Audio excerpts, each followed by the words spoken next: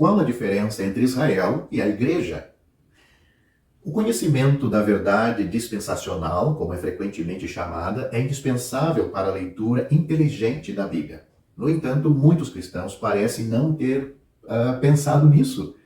Deus se agradou de lidar com os homens em diferentes épocas de várias maneiras. Novas revelações de si mesmo, de Deus mesmo, e de sua vontade introduziram novos modos de lidar com os homens, a cada nova dispensação.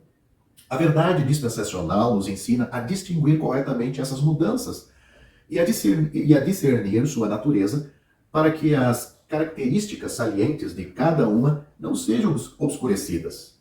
A importância disso para nós cristãos é que assim aprendemos o verdadeiro caráter do chamado, como a qual somos chamados do alto e da época em que nossa sorte é lançada. Até o tempo de Cristo seguiu-se uma dispensação em que a característica proeminente era Israel, a nação escolhida da linhagem de Abraão. O período em que vivemos, de Pentecostes até a vinda do Senhor no arrebatamento, é marcado por características completamente diferentes. Não Israel, mas a igreja é proeminente nos pensamentos de Deus hoje.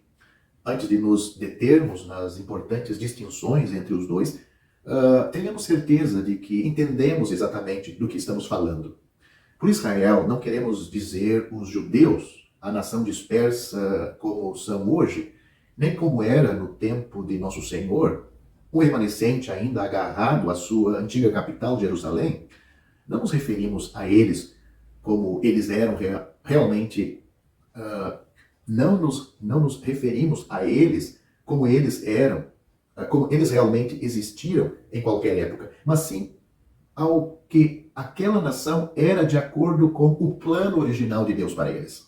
Quando falamos da igreja, não nos referimos a nenhum edifício eclesiástico, nem a nenhuma denominação, nem a qualquer número de cristãos professos reunidos no que hoje é chamado de igreja. Usamos o termo em seu sentido bíblico. A palavra grega, traduzida como igreja, significa simplesmente os chamados para fora. Aqueles que são chamados para fora do mundo por Deus durante este período da rejeição de Cristo. São, por este meio e pela habitação do Espírito Santo, reunidos na Assembleia de Deus, a igreja. Pode ser útil notar que nas Escrituras o termo igreja é usado de duas maneiras. A primeira maneira de ver a igreja é como denotando o número agregado dos cristãos em uma localidade. Você pode ver o exemplo da palavra igreja pode ver o significado deste termo em localidade, ou uma localidade, 1 Coríntios capítulo 1, versículo 2 e Colossenses capítulo 4, versículos 15. A segunda maneira de ver a igreja é como o número agregados de todos os cristãos, chamados e selados com o Espírito Santo, desde o dia de Pentecostes até a vinda do Senhor Jesus no arrebatamento. Você pode ver a expressão da igreja assim em Efésios capítulo 3, versículo 21 e no capítulo 5, versículo 25. Destas duas, é neste último sentido que vamos nos referir neste vídeo. Seja lembrado, no entanto, que nos referimos, como no caso de Israel, não ao que a igreja realmente é ou foi em qualquer tempo, mas o que ela é de acordo com o projeto e pensamento original de Deus. Tendo definido nossos termos, observamos algumas distinções necessárias. Primeiro, João, o precursor do Senhor, foi o último da longa linhagem de profetas da dispensação passada. Com ele, as declarações de Deus sobre a antiga aliança atingiram seu ponto final. Com Cristo, as novas declarações começaram. A lei e os profetas duraram até João.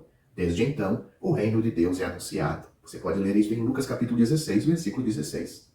O advento de Cristo ao mundo foi descrito por Zacarias, o profeta Zacarias, como a chegada da aurora, ou, como diz a margem de muitas Bíblias, nascer do sol, nascer do alto, o sol nascendo no alto. Sua aparição na terra anunciou o amanhecer de um novo dia. Não que esse novo dia estivesse ali, e então inaugurado, o Senhor Jesus tinha uma missão a cumprir no meio de Israel, e ele precisa se apresentar a essa nação como seu Messias há muito prometido. Além disso, Os amplos fundamentos da bênção intencional devem ser lançados em meio aos sofrimentos do Calvário. Mas quando tudo isso passou, quando o Filho de Deus morreu e ressuscitou, quando ele subiu ao céu e enviou o Espírito Santo, então foi inaugurada uma dispensação que era realmente nova, totalmente diferente de tudo que havia antes. Segundo ponto que podemos analisar, o traço característico da antiga dispensação era a lei. A da nova é a graça. A entrega da lei no Sinai inaugurou a primeira. Deus formulou suas exigências sobre os homens. Deus deveria receber e eles deveriam dar o que lhe era devido. O fato de que o fracasso veio imediatamente fracassou tão grande que, aliás,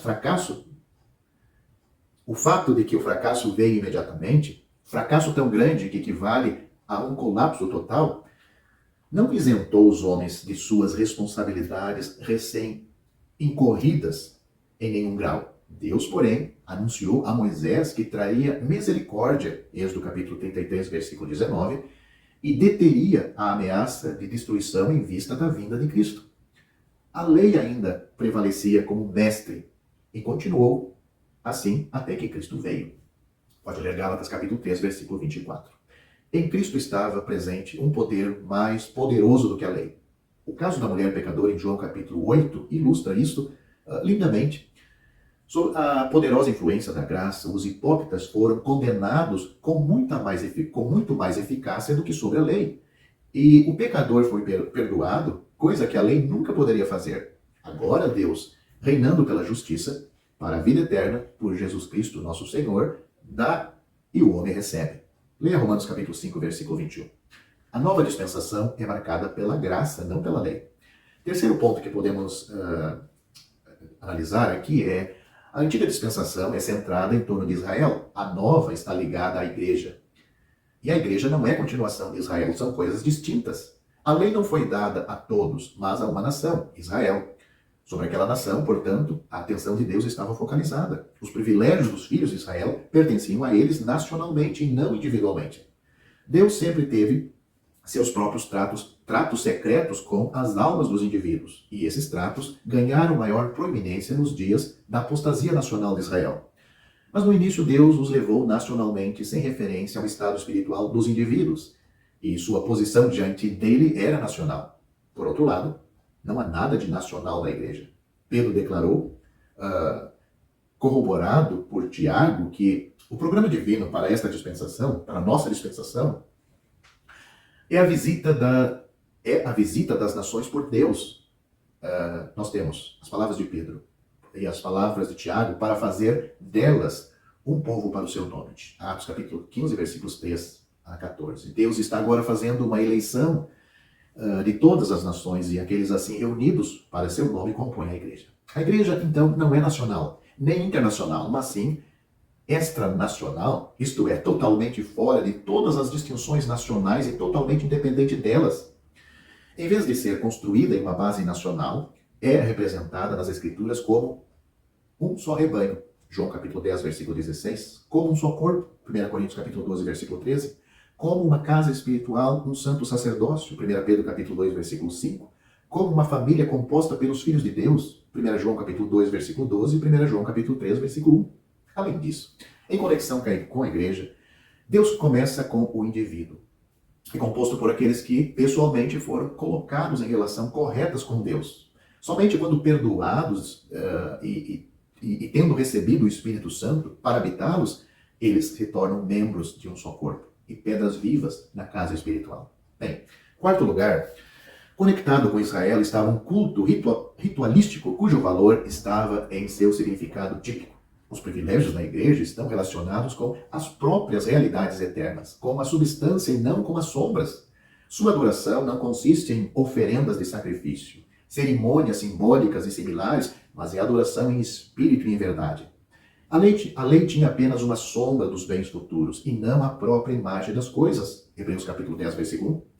As coisas boas vieram e são realidades pelos cristãos ou para os cristãos hoje. Cristo os estabeleceu. Leia Hebreus capítulo 9, versículo 24 e capítulo 10, versículo 12. O Espírito Santo os revelou. 1 Coríntios capítulo 2, versículos 9 e 10. e os crentes podem contemplá-los com os olhos da fé. 2 Coríntios capítulo 4, versículo 18. Quinto lugar, para concluir esse vídeo, as bênçãos e privilégios de Israel eram grande parte de ordem terrena e material, as da igreja são celestiais e espiritual. No Antigo Testamento foram dadas instruções sobre a maneira pelo qual os filhos de Israel deviam retornar graças a Deus quando estivessem de fora na posse da terra prometida. Eles deveriam tomar as primícias de todos os seus frutos e colocá-los em uma cesta diante do Senhor seu Deus, com reconhecimento de sua bondade em seus lábios. Deuteronômio capítulo 26, do versículo 1 ao 11. O cristão deve se aproximar de Deus desta maneira? Ao contrário.